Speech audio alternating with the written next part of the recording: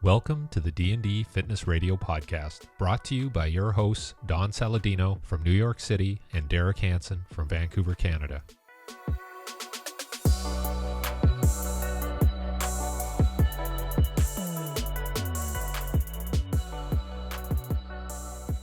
All right, so Bobby, first up, we're bringing on Bobby Maximus right now, it's kind of ironic, Bobby. You and I haven't met in person.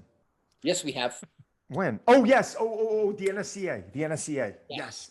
I was giving you praise as I was on stage. That was the one time, but I feel like you're one of those people because I think we see each other so much on social media and we do so much, like we just cross paths so much. I feel like I've known you. Yeah. We've known each other for decades. I feel like so.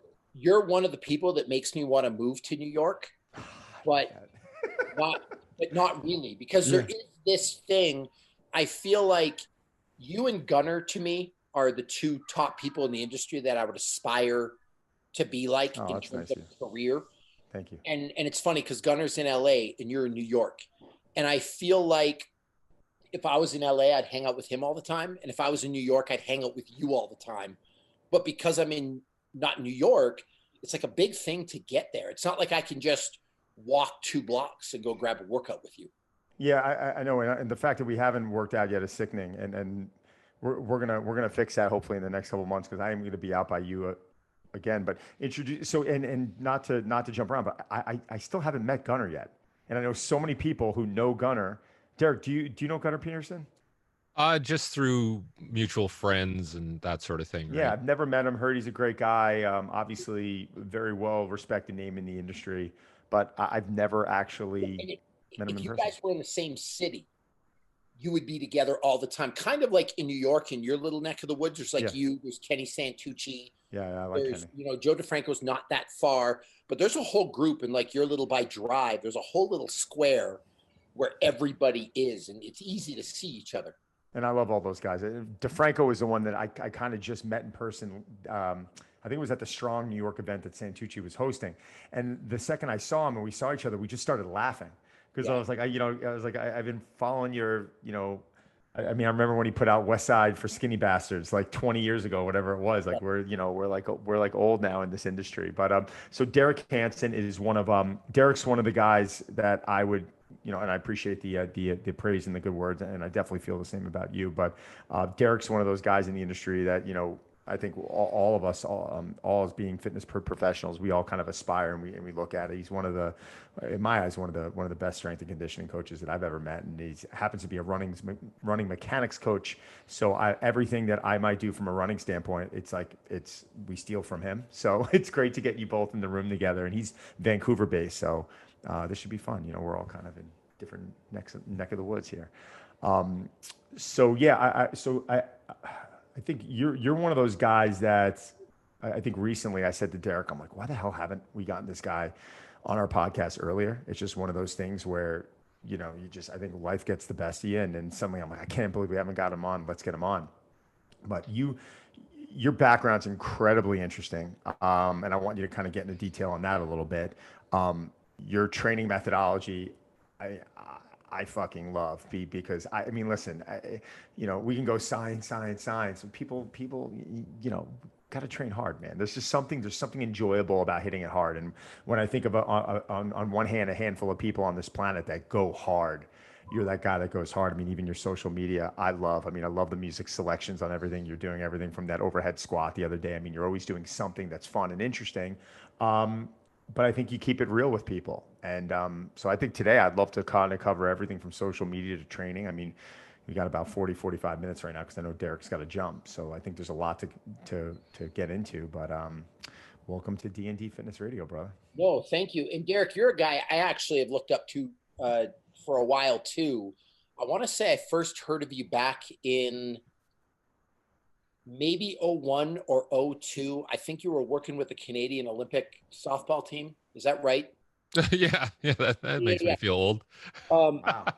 But I was actually a trainer at Good Life, and I was working, and you were one of the names that I looked up to. There was you and Mark Fitzgerald. And he's another guy out of Canada. I don't know if you know Mark or if you've ever met him. I haven't. People have told me about him, and I think he's based in like ice hockey a lot. Yeah, he Yeah. did a ton of hockey stuff. And so you guys were guys that I looked up to, like, man, how do I get to where these guys are? Like, how do I do this? And both of you have a huge depth of education, have worked with Olympic athletes. Like, you had my dream job at one time. And then I kind of got away from training, and I was kind of away from that world. And then when I came back, all of a sudden I'm seeing you. I think you worked with the bobsled team. I think the track and field team, like stuff like that. And Mark had then progressed to, he was like the coach of the Anaheim Mighty Ducks, and like not the Emilio Estevez ones, but the real ones. And, doing stuff like that. And you guys had kind of done this upward trajectory. And I kind of walked away from the industry and then came back. Yeah, I mean, I've done a lot of different things, but it's funny like how things kind of circle back, and now I'm doing stuff like with Don and general population stuff, and I think it's been pretty rewarding, like to do that whole sort of circle, and you're like, okay, I work with this team and that team, and but yeah, I don't know, it's just really interesting, kind of diversifying, and I think talking to somebody like yourself is part of that, coming around in that circle and comparing and going like, okay, well, what have we done that's in common, and what can we learn from each other? So Yeah, and it's funny because I look at you guys, and Don, you're the same way, and I'm like, how do I belong with these people? Because I just kind of ended up, I don't know if it's like cool factor or the fact I can just do weird stuff in the weight room that's strong, but I don't have the certifications. I don't have necessarily the education. I kind of just got into this industry out of passion. You know what I mean? So sometimes I'm around other trainers and like I don't really know how I fit in, other than like I'm an overgrown kid that can lift heavy shit. Yeah, but you're a great coach, and I think it comes down to a few things. I mean, I always say like you could be a very highly educated trainer and not have the ability to coach. And don't sell yourself short, because I've been following yourself for stuff for a while, and you definitely know what you're doing. So we're not going to let you downplay that. But no, I think it's something where in this industry there's so many people, and it's like that line, birds of a feather. It's like birds of a feather flock together. It's like there's so many people, and it gets saturated with, yeah, I'm sorry to say this, it's a lot of garbage. It's just, it's a lot of smoke and mirrors. And this morning, there was a woman that I saw. She's 23, 24 years old, and she's trying to give life advice. And I'm like, come on, man! Like you don't have a family yet. You haven't had to bury anyone close to you. Fortunately, there's just so many things like you haven't done yet. Like, what's giving you the right to go do that? Like, you following? So people are trying to like fake it till they make it. And I think as I'm getting older now, and I'm in my 40s, and Derek's even a little bit older, you start kind of like things just start like it starts rising a little bit, and you see the people who've been in the industry for a while, they start standing out a little bit more. And I think that's what's happening with you. I mean, everything from the people you prepared for movies. I think your fight background, the fact that you can do things that most human beings can't do, and I think that attracts people. But let's put aside, you're a great dude. It's like, and that's just something that I always say when I've been hiring coaches for 20 years. Do I want to go have a beer with you? And that's like at the end of the day, like if you have that passion and you have that thirst to want to learn, and I want to go have a beer with you and hang out, you have that line, you can draw that line where it's like, all right, no, I'm friends with this person, but I'm here to perform a job. And if you have that, I think you can be great in this industry. Yeah, and for me, that really resonates. And thank you for all the kind words, by the way. But the passion is the biggest thing, because I was talking to somebody about this the other day, that I don't look at my job as my job or my career as my career, because I would be doing this anyway. If I worked at like a Goldman Sachs and I was working 10 hours a day, I would work out before work and I would work out after work. It's just what I love doing. So for a lot of times when I go to the gym, whether it's just myself to train myself or working with a client, I almost have a different view on it. It's not going to a job. I'm going to meet my workout buddy, and we're going to lift together and hang out and get some weights. And so it makes it easy, I guess, to kind of do when you feel like that about what you do. Derek, it's kind of taken full circle for you a bit too. I mean, it's well, not full circle isn't the best way to put that. We're gonna strike that. I think it's made you've definitely made a detour, a bit of a detour on where it is you started, because you are doing more general pop stuff now. You are kind of in the public eye a lot more now. Was that something that you planned on?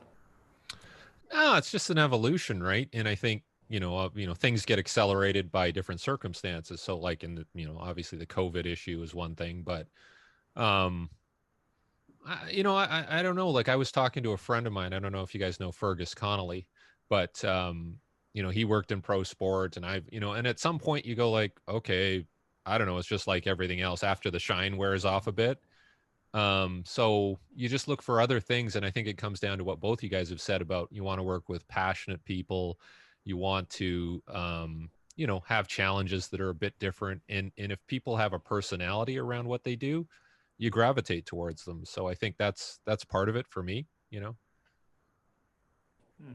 Bobby, so what's on the agenda now? I mean, you're in Salt Lake, your gym's still open, right? You've been continuing to train people. You're doing a lot of stuff with Men's Health now. I mean, we're definitely seeing your name in the public eye a lot more over the last couple of years. Since you pretty much branched off on your own over the last couple of years. Like, what's the plan right now? Talk about it a little bit. Big picture. The plan is I just want to have enough money that I don't have to think about what groceries I'm going to buy or what car I'm going to buy. Like I don't need a Lamborghini. I don't need a Maserati, but I don't want to go into the dealership and worry about a $30 a month payment on a lease. I just like, give me that truck and leave me alone. Hmm. And the reason I use those two examples is because I just want to keep living my life. I lost my dad when he was 49. He died of a heart attack, which really is only 7 years older than I am now. So I think about that a lot. And I was 20 when it happened, and it changed the trajectory of my whole life. It actually messed me up pretty bad for a while. And the one thing I realize is the beauty in life is to being able to do what you love at any given moment. I don't need fancy vacations. I don't need fancy hotels, but like, I don't want anyone telling me what to do. If I want to go work out at 9 o'clock, I can go work out at 9 o'clock. I don't want to say yes to a client I hate working with Hmm. because I need the money. I want to be able to, by the way, fire any client at any time because I don't want somebody that's a drain on my life. So one of the things, like when we did that podcast together, Don, you were talking about what a joy it was to work with Ryan Reynolds. Like he's just a good dude, Well, works his ass off, and he's like a down to earth, good old Canadian boy, right? hmm. So that's the kind of person I want to work with, regardless of paycheck. Hmm. I don't want to work with somebody that sucks my spiritual energy away and I'm miserable because I have to get paid. So I don't know exactly where I want to go in the industry. And I don't know if it's, let me say this. I love just working with people and I don't care who it is. I don't care if they're famous. I don't care if they're a normal person. I just want them to be a good human being. Mm. But to be able to do that, you got to make income somewhere. And I don't know really now as it stands, if that's from Traeger grills, if it's from First Form supplements, if it's from 10,000 clothing, if it's from like sponsorships and online, or if it's from taking like a high-end training job somewhere. So I'm kind of open to all avenues. Maybe it's a little bit of everything right now. I mean, Yeah. think about that. I mean, it seems like you're enjoying that though, and I don't think there's anything wrong with that. Yeah, I mean, I love doing what I'm doing. I'm right. having a blast. Like I basically like I tried explaining this to one of my dad's friends the other day, and it's like I'm getting paid for a hobby. Like I get paid to eat steak, lift weights, and post on Instagram. It's all stuff I'm doing anyway. So it's pretty fun, But at the heart of it, I just want to train people and make them better. And however I can subsidize that, I'm good. Derek, I find the best coaches on the planet. I think they have that same like formula. I think getting into business, if you're going to go onto a floor with the intentions of what you're charging and making more money, obviously that's part of it. We have to support ourselves and we want to do better. Every single one of us wants to do better. But I feel like if you're missing that ingredient of wanting to change that person's life, literally, like that was my business plan. You have 1 hour, and make sure in that 1 hour they're leaving there in a better place. It's that simple. That's coaching. It's exactly what Derek's done, and Bobby, it's exactly what you've been doing. Yeah, I actually have this dream. If you asked me what my dream job would be, Don, it would be to have a gym with a loft above it that I lived in, kind of like the old Italian immigrant model. Like my grandma used to have a dress shop and she would live upstairs and come downstairs and hem dresses for people and stuff. I'd love to have my gym downstairs, and I'd love to train a bunch of people for free who just really needed the help. People that couldn't necessarily afford me, but people I just wanted to help and paid with sweat equity. Like you come in, you work out, and I have like my morning crew, and that's kind of my vocation in life. You know what I mean? Kind of like to be the neighborhood fitness guy, like the neighborhood butcher. And people would come over and I would help make their lives a lot better. If I could figure out a way to subsidize that, that would be my dream job. And your wife, she's heavy into fitness, right? I saw her on your page. So is she a power lifter? Like what's her background? You know, I don't like talking about her because I don't think I'm pound for pound the strongest person in my life. For me, but like to put it in perspective, she's a buck 32, and she deadlifts 402 pounds and squats 424. So I feel like it's hard being insecure in your own house about your level of strength. You know what I mean? Especially when my punk ass 11-year-old kid is like, "Hey, Dad, Mom's pound for pound stronger than you."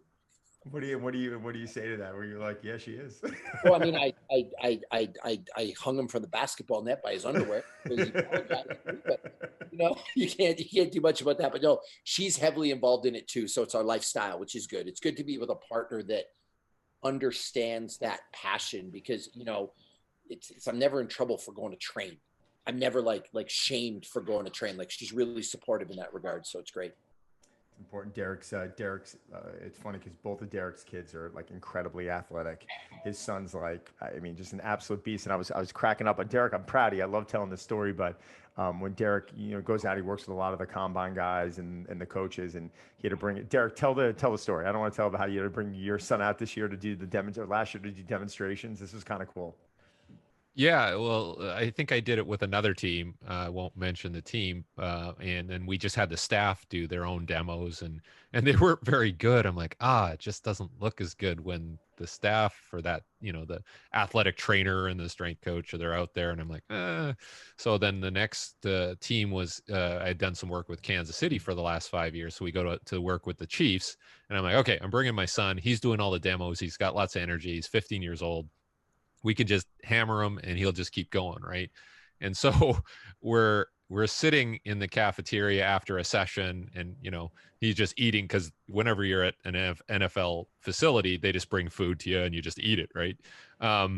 So he's eating, and I just said, this is pretty cool, eh? You're working with the Chiefs, and hey, maybe they'll win the Super Bowl. I just was kind of joking, and of course they did. So I'm like, hey, that was you. So it was a nice little experience for him. Hopefully he values it, but who knows? But what I was laughing about it was Derek actually put up some videos or pictures, and you see his son running these routes, and the kid moves like he's a collegiate athlete. He's incredible. And I was laughing because you see all these coaches kind of standing there like watching this 15-year-old kid like literally setting a standard, and I just got a good kick out of it. I think it was a testament to his dad's good work and his slave labor that his dad's putting his kids under. There's as Bobby knows, there's some abuse that goes with that, but hey. Oh man, I love it. Yeah, my little dude, I'll tell you guys a funny story. He's got to the point where he just disrespects me now. So we were watching. You guys WWE fans? Yeah, of course. But we're watching WWE, and this is when Goldberg beat Brock Lesnar a couple times in a row. And he's like 9 at the time. He looks over, he goes, "Dad, Goldberg would murder you." And I started getting defensive because I'm a child. And I'm like, fuck off, dude. He wouldn't murder me. He does this wrestling stuff. He doesn't do real MMA. Yeah, I wouldn't say that. I'd put my money on you. I think he'd probably kick his ass. Yeah. And he goes, "Dad, listen. He just wiped the floor with Brock Lesnar, and he was a UFC champion. You sucked so bad, you got your contract cut." And I was like, what? It's like I couldn't even he goes, "So if Goldberg beats Brock Lesnar and Brock Lesnar murders you, well, Goldberg would murder you." And I was like, wrestling's not real. Santa Claus isn't real. The Tooth Fairy has been me all these years. Yeah. I went just up the stairs yelling at him about ruining his life. So that's my dude. And he knows how to pick your he's got your number, man. Yeah, he knows what's up. How many do you have? I have 3. You have 3. I thought you had 2. Yeah, an 11-year-old, a 4-year-old, and then an 11-month-old. Wow, I didn't know you had one. That was almost a year. Yeah, so I'm down with it. But Congratulations. They're good kids. Yeah, it's a beautiful thing. And you guys are living out in Salt Lake? We are, yeah. I love it here. It's like especially with COVID now. I don't think I appreciated it as much as I did before COVID, because now and I don't know if everything in the media you see is true, but I see what a nightmare it seems like in New York and LA for people. And it seems like there's a max exodus from the cities to go to Bozeman, Montana, Denver, Salt Lake City, North Carolina. Like, it seems people are getting out to come here. So I'm pretty happy where I am. I think when I think of mental toughness, you're definitely one of the people that kind of pops in my head. And, I think I think this day and age, and I'm going to say, I think certain people have definitely gotten a little bit soft, especially when it comes to training and, overtraining, and you're starting to hear these terminologies thrown around, or you hear clients thrown around. Well, I think my CNS is fried, and they're starting to use all these terminologies. With your success stories and the clients that you're working with, what do you think, like, the most successful people you've worked with who have made the biggest change? Is there a specific ingredient you've noticed that they all have that's similar to each other? Yeah, I think it's blue collar work ethic and blue collar mentality. Like, if you, Jax, Dad's doing a podcast. I can't talk. His kids are alled to interrupt. We're on like this thing, but all good. It's all good. No, here's the deal. I didn't grow up with much. I grew up in a small town in northern Ontario of 1,800 people. My dad drove a train. My mom was the local nurse. If I sent you guys a picture of the house I grew up in, I think it was 600 square feet. I shared a room with my brother. I didn't get a new car when I was 16. I mean, shit, I remember coming back from wrestling practice in high school where I'd have to hitchhike home because I didn't have a ride, or it was like 3 bus transfers trying to get home. And we're talking northern Ontario, like it's like minus 40 in the winter.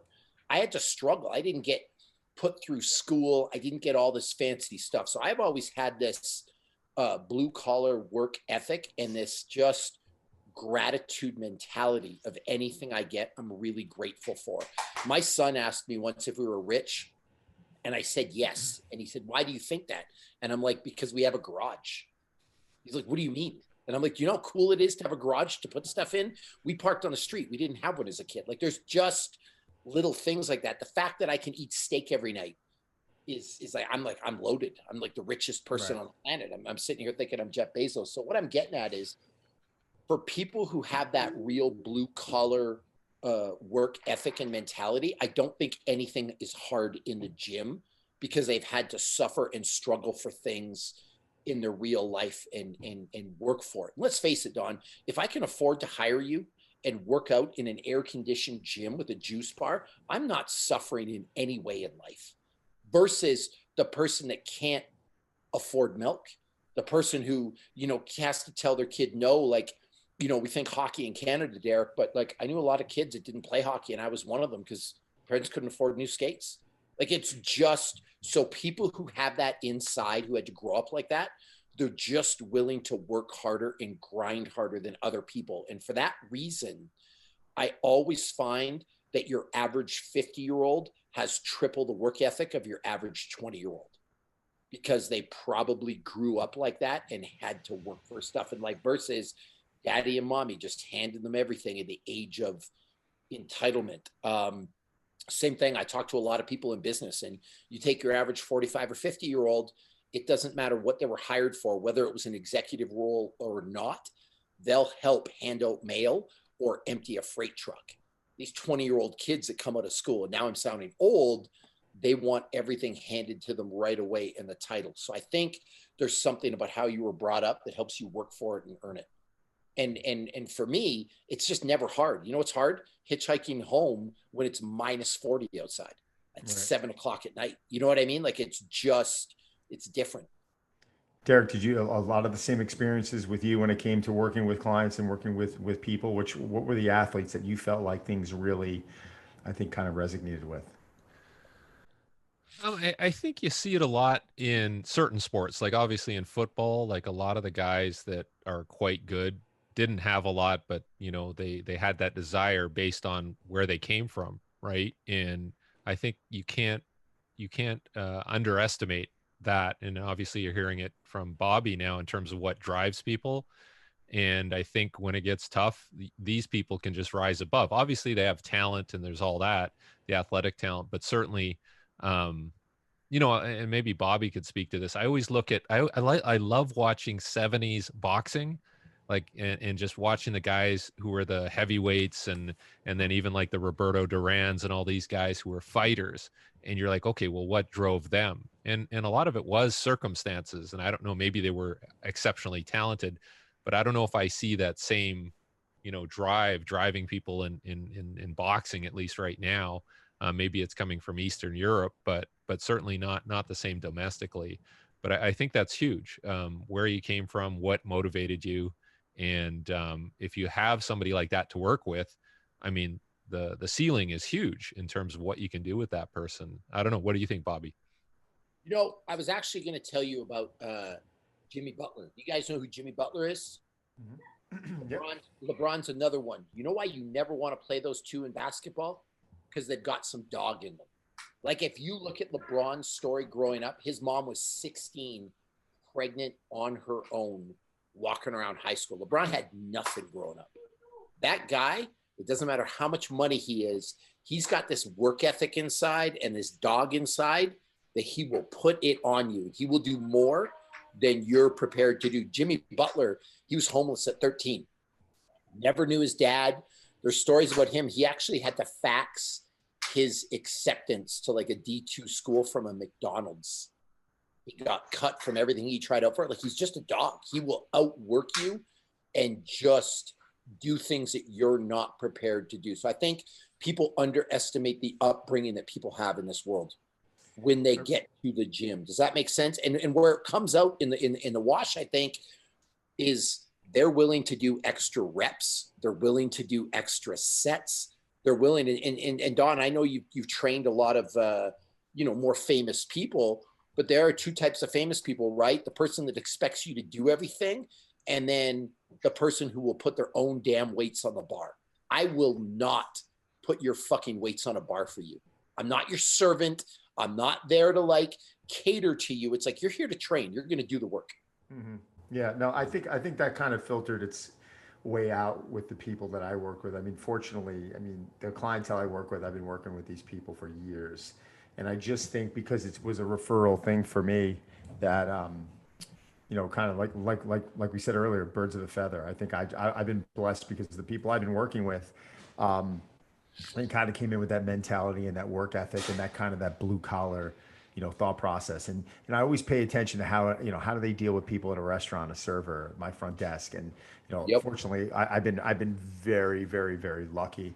But when you used the word earlier, passion, and it's like, despite someone's upbringing, I still feel like those, like Jimmy Butler, LeBron, those guys are on the floor and they're passionate. And the thing that I always kind of scratched my head about for years, and I couldn't figure it out early on, was how can you take, a finance guy that I'm working with who's making 50, 75 million a year, who's so successful in one category, and he can't lose weight. It's like this makes no sense to me. Like, you built an empire, like you're making $100 million a year. I've worked with billionaires, tens of billions of dollars, names I can't even mention, who are the most recognizable names on the planet. You can go into any continent and drop a name and they'll be like, we know who that is. And they can't lose weight.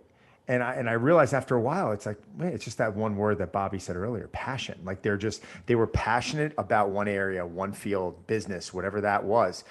The principles are so similar, like you're starting a business, you start at the finish line. What is the main objective? What do you have? And then work backwards. You always hear people talking about that. And it's like, all right, we got to focus on today. What do we need today to be great for tomorrow?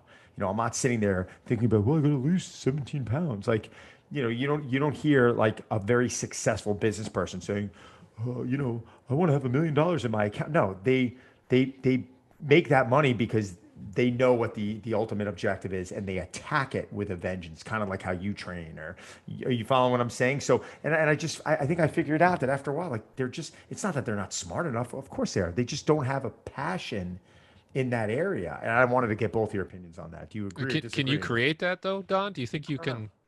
I don't know. I don't Yeah. know. Like, are there things that you guys have done in your life that maybe at a certain time you haven't been passionate about, and in time you have? Like, yeah, there's things that I have. Like, maybe I started playing the game of golf early on, and I didn't love it because I wasn't good, and then you start getting better at it, and you start becoming more and more motivated. Things like that. Like, yeah, sure, I'm sure, but fitness, yeah, I've heard of people who've worked out for years and they didn't like it, and they suddenly go do something, and they're like, oh, like I hated training, and then I went and I did CrossFit, and now I'm in love with it. And you're like, okay, then you're in love with it. Like, don't fuck yourself up. Like, it is what it is. I'm not against it. It's just, it's like anything else. Do you like CrossFit? Well, it's like asking me, do I like restaurants? Like there's good restaurants and there's bad restaurants. So, Like, so there's two theories I've been working on, and this actually relates perfectly to this, Don. Mhm. There's what I'll call juice and value. So I think with some people, they just don't have enough juice left at the end of the day to get shit done.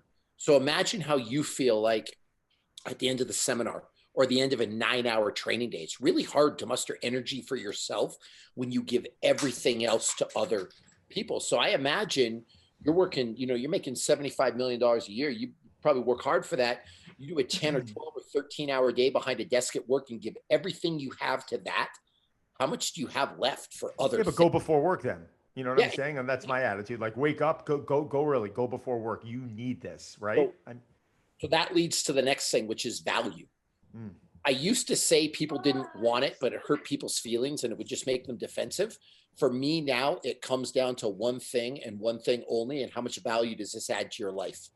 So for a lot of people, fitness doesn't add value. I mean, they don't realize it adds value because it doesn't get them a hotter wife. It doesn't make them more money at work. It doesn't immediately affect their day-to-day life. And by the time it does, it's so far down the road, you had to put in a lot of effort for it. Whereas if they felt that value after one session, they would sign up right away. And for most people, you don't realize the bad you're doing. Like, let's say you're sedentary. You don't realize the harm you're doing to yourself until it's too late, right? Like you're not gonna, if you quit working out for 2 years, your wife's not gonna leave you. You're not gonna lose your empire. You're not gonna. So for a lot of people, there's not enough immediate value to make it worthwhile. Does that make sense? Yeah, it's actually a good way of putting it. Juice and value, Steve. Use and value. So it's like, for a lot of people, like it's like, wow, I could be doing these other things, and other things are just more important. Because if you're a guy, if you work out 3 times a week, Goldman Sachs ain't raising your salary. You work out an extra 3 times a week, you're probably not going to get a hotter girl. A 6-pack abs is not a deal breaker compared to your bank account. I hate saying that, but it's the truth. Oh, it is the truth. But then we start dissecting, quality of life and work quality and energy and brain capacity and I mean, working out for you, me, Derek, it's more, it's not working out. I mean, that's for me, I know it's part of my survival. Like it's not like I'm not working out to be on a cover of a magazine. Like every do I do too much sometimes? Yeah, I do. It's part of my mental survival. It's more important for me mentally. I feel as important, if not more important than the physicality of everything I'm doing. So I couldn't imagine if I didn't have it, I wouldn't be able to be successful in all my other areas. Yeah, but you've got it. Like you've done it for like 5 years. The problem with working out is I agree with you on brain capacity and life expectancy and all the things that working out does. But you don't get that for a while. In fact, if you've never worked out before, the first 3 months sucks. You're sore, you're tired, you're miserable. It's a drain on your time. Like, unfortunately, that's how most people look at it. So that's one thing I've been really looking into, is how to psychologically make it valuable to people so I can get them better. Like, how do I sell this as a valuable thing? Well, I mean, I know there's no straight answer here, but do you have any tactics? I mean, people listening to this, the line I hear all the time is, Don, I want to want it. Like they want to have that like Bobby Maximus mentality of like, yeah, Sunday night, it's 10 p.m. I'm going to go squat. Like they want that. Here's the deal. You got to make it fun. Yeah. If it's fun, you will continue doing it. If it's not fun, you will quit. That's just the way it is. And how do you make it fun? You wing it a lot. You'll kind of go in and be like, what do I feel like doing right now? Like, I know I got to squat, but let's have some fun with it. So here's the deal. You're looking to look good naked, because let's break it down. That's what most people want to do. They just want to look good naked or be fit. generally. If you hate the rower, why do I have you rowing if you hate it? You know what you're going to do? You're going to quit. If you love the treadmill and I can get the same effect from a treadmill, I'm going to allow you to be on the treadmill. So I've taken my ego out of it. A lot of times I let clients pick their own exercises, and I'm shocked at how well it works. So Don, today I want you to do some pushing. We got to do some stuff for the pecs and for the shoulders.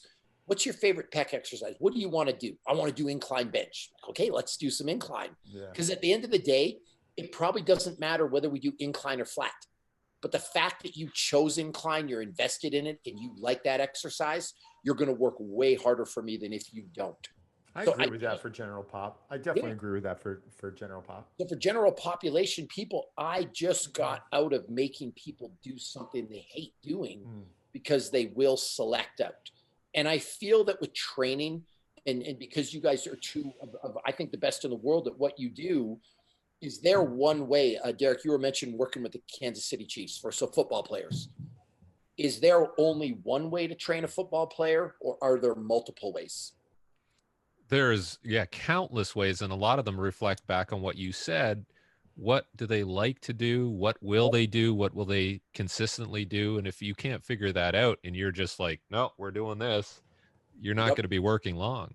So if you make it fun, and you can make it fun through exercise selection, don't give people stuff they hate doing because they're not going to do it. You make it fun by letting them play their music, or by making a good training environment. You make it fun by maybe scheduling the workouts at a time that is more convenient for them. Like, you want it to be a good experience. And if it is, they'll come back again and again and again. And I think there's more value out of consistency than like just one good workout. You just got to make it an enjoyable experience. A line I've always used was, people ask me, well, Don, when do you know the right time to change a program up?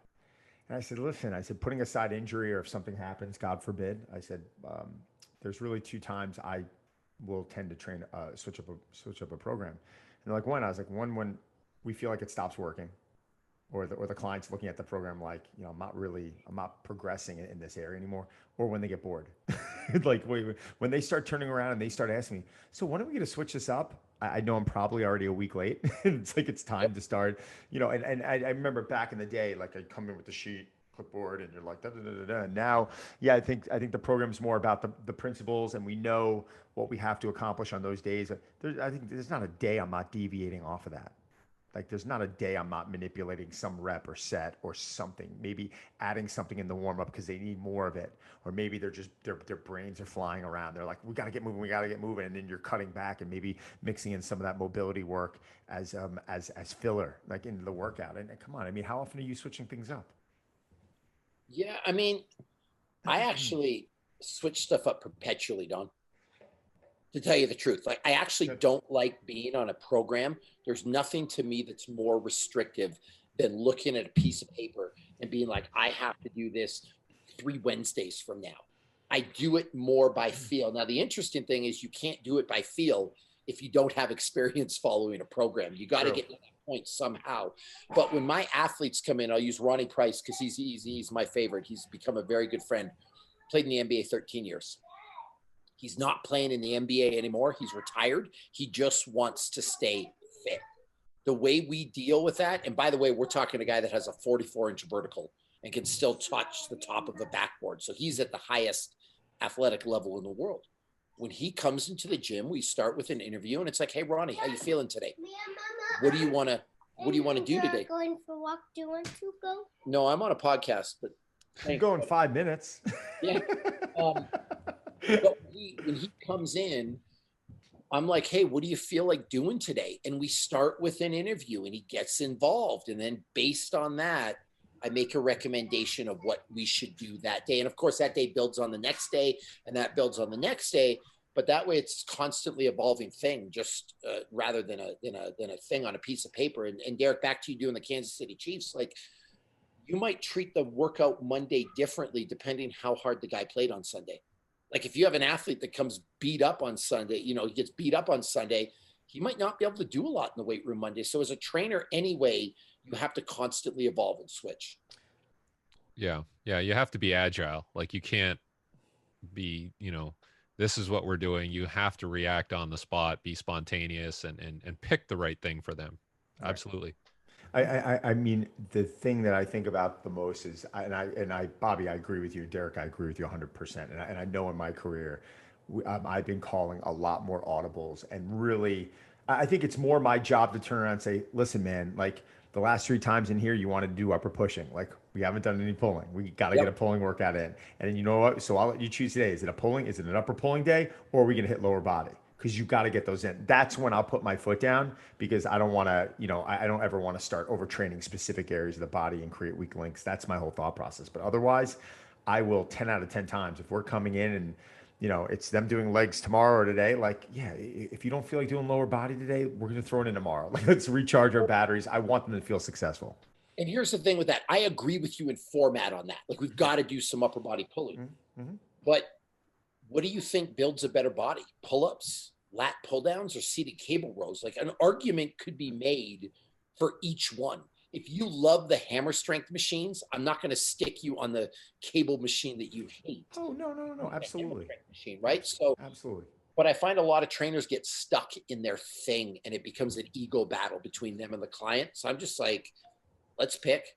That's why I post everything. I mean, even the other day, and I don't really, to be honest with you, I don't really give a shit. I mean, if I'm putting up free weight stuff or running, it might do a little bit better. But like when I go put down, like I'm doing a banded chest press on a hammer strength, well, that's not functional. I'm like, who gives a shit? Like every single person, Dr. Charlie Weingroff, who I think is one of the smarter PTs I've ever met on the planet. Like I saw him recently running an 8x8 program. That's a Vince Gironda program from the 70s. It's 8x8, 30 seconds rest. He was periodizing the rest time every 2 weeks. It's a bodybuilding program. It's body parts. It's a bodybuilding program. And what cracks me up is a lot of these strength and conditioning coaches who are like, they've taken 5 million courses. They suddenly, like every single one of them, I see it. Derek, I see it. They all start like deviating back into things that they haven't really done in a while, because it's, as Bobby said earlier, fun. So you know what, Don? It's funny, because I was just going to say, but not functional for what? You're one of the fittest guys on the planet. Like, you're fitter than most high-level professional athletes. Like, what are you doing wrong? I get this all the time where people will come in and they're like, well, you're working out wrong. And I'm like, listen, motherfucker, I overhead squat 385. I deadlift 6. And I can run a sub 540. Like, what? And I'm 42 and could dunk a basketball. What do you mean my training program's wrong? If I want to do 6'5", 260 pounds. Yeah, 245. Like I'm gonna do, if I want to do some pec deck or some cable crossovers, you can fuck off. Yeah, I was sorry for my language, but like, what do you mean not functional for what? What sport can I play? I know. Well, oh my God, D, it's already just about 3 o'clock. Bobby, we're gonna have to do this again, man, if you don't mind, in like a month or so. Like, I want to get you back on, because I really want to dive more into what do I think a lot of people can get out of you. Yes, training. I think having fun in training, but I also think developing this level of resiliency as you get older. And, we're in our 40s. Derek's 50. What are you now, Derek? 50? 51. You keep 51. reminding me. But I'm seeing a pattern. I'm seeing certain people who are training the right way as they age are actually, in my eyes, looking better and getting in better shape. I'm sure there's things you can do now at 42, 43 years old that maybe you couldn't do when you were 25. 20 years old, when that was supposedly the time when we were all supposed to peak, right? Yeah, and I actually have a different timeline that I've developed on that, and I think it's been proven by sport. There's a girl named Jeannie Luongo. She's a 5-time Olympian. She was out of France. And I think the human body can hang on a lot longer than was previously thought possible. Tom Brady's proven that right now. LeBron's 37, and it's like he might as well be 19. It's that we're old enough that we remember our parents being broken down and old at 40, but that's not the model anymore. If you keep up on things and you look after your body, I think you can extend the timeline a lot longer than anyone ever thought possible, apart from maybe Jack LaLanne, who was like at 70 towing, boats with his teeth across Lake Ontario and stuff like that. But you can stay fit at an older age, and I think you actually get better as time goes on. I agree 100%. So, Bobby, do me a favor. Tell all of our listeners where they can find you, Instagram, Facebook. I mean, if you just go to Instagram, go to @Bobby Maximus, that will lead you to everything that I possibly do. That's like my hub. You know what I mean? So just at Bobby Maximus on Instagram. If you're old school and don't have Instagram, I don't actually know anyone that doesn't use it. You can go to bobbymaximus.com. And if you like books, you could go, if anyone reads books anymore, you get Maximus Body, the book I wrote for Men's Health. So you can probably find that somewhere. Well, listen, man, I was geeked up you were coming on today. Derek was excited to meet you. We definitely have to do this again if you don't mind. I think our listeners need to hear more about you. Yeah, I would love to. And for real, I've looked up to you guys for a long time. Listen, and it's brother, thank you. It's again, just like to close off, being a kid from a small town of 1,800 people, it's pretty fucking cool for me that like people think highly enough of me that I could do something like this. Like I am living a dream life. So I'm pretty happy and pretty lucky and humbled that you guys had me on. Bobby, what's the name of the town? I need to know. Cape Real, Ontario. Awesome. No one's ever heard of it. It's like in the middle of nowhere, Northern Ontario. Like we're talking up by Timmins, Thunder Bay, Sudbury, where it's cold, but it's pretty cool to get to be able to do stuff like this. Like Don, one more story for you. Yeah. I will never forget the first time I appeared in Men's Health, because I remember being a 15-year-old kid that was bullied and didn't know what to do, and like scrounged together some allowance money and went into, at the time there was a little convenience store because we didn't have 7-Elevens up there. It was called Martin's Convenience, just a little like in a house basically. And I bought a Men's Health book and I started learning how to train. So it was pretty cool when I saw myself in there. And I'm sure you guys have had similar, experiences. So like for stuff like this, I just think it's, amazing that I get to do stuff like this and call it work. Well, I know Eb over there, Eb Samuel loves you, and I know the whole team loves you over there. So listen, man, we got to do this again. I'm bummed we have to end it, but let's keep in touch as we always do. I think I'm out in Park City again. It's probably not going to be February. I think it might be April. And I know welcome. I know I wanted to hook up with you last time, but I'm definitely going to make it a point now where we're going to have to figure it out. Maybe it's like an early morning workout or something like that. Yeah, no, come down or I'll drive up there. We'll have dinner. We don't have I want to come to you. I want to check out the gym and meet everyone and stuff like that. I've been seeing it enough on social media where I can at least take the ride to you, and we'll go have lunch or something after. Yeah, just remember, we ain't New York fancy. I got barbed wire in the parking lot. Listen, man. No windows. I got that blue collar in my blood, man. I love that. It's the only way I like to go and train. So I wouldn't expect, I wouldn't want anything more than what I'm seeing on social media. It looks fun. Yeah, it'll be fun. All right, brother. Send my best to the fam, all right? Yeah, for sure. You guys too. It's been a pleasure. Thanks, Steve. Thanks. Take care, guys. Really appreciate that. Thank you, Bobby.